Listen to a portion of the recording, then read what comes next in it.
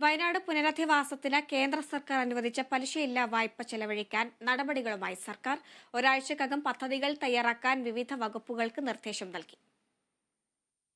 പദ്ധതി തുടങ്ങിവെച്ച ശേഷം കേന്ദ്രത്തോട് സാവകാശം തേടാനാണ് സർക്കാരിന്റെ നീക്കം. കഴിഞ്ഞ ദിവസം ദുരന്ത നിവാരണ വകുപ്പ് പ്രിൻസിപ്പൽ സെക്രട്ടറിയുടെ നേതൃത്വത്തിൽ ചേർന്ന യോഗത്തിലാണ് പുനരധിവാസം സംബന്ധിച്ച് കേന്ദ്ര വായ്പാ വിനിയോഗത്തിന് പദ്ധതി സമർപ്പിക്കാൻ വിവിധ വകുപ്പുകൾക്ക് നിർദ്ദേശം നൽകിയത്. ഒരാഴ്ചക്കകം പദ്ധതി നടത്തിപ്പുമായി ബന്ധപ്പെട്ട് വിവിധ വകുപ്പുകൾ നിർദ്ദേശം നൽകണം. കേന്ദ്രം അനുവദിച്ച വായ്പാ സഹായം പാഴാകാതിരിക്കാനാണ് സംസ്ഥാന സർക്കാരിന്റെ തിരക്കിട്ട നീക്കങ്ങൾ. മാർച്ച് 31-നകം പണം ചെലവഴിച്ച് കണക്ക് നൽകണമെന്ന കേന്ദ്ര നിർദ്ദേശമാണ് സർക്കാരിനെ പ്രതിസന്ധിയിലാക്കുന്നത്. ഇതിന്റെ ഭാഗമായി വരും ദിവസങ്ങളിൽ യോഗങ്ങൾ ചേർന്ന് കർമ്മ പദ്ധതികൾക്ക് രൂപം നൽകും.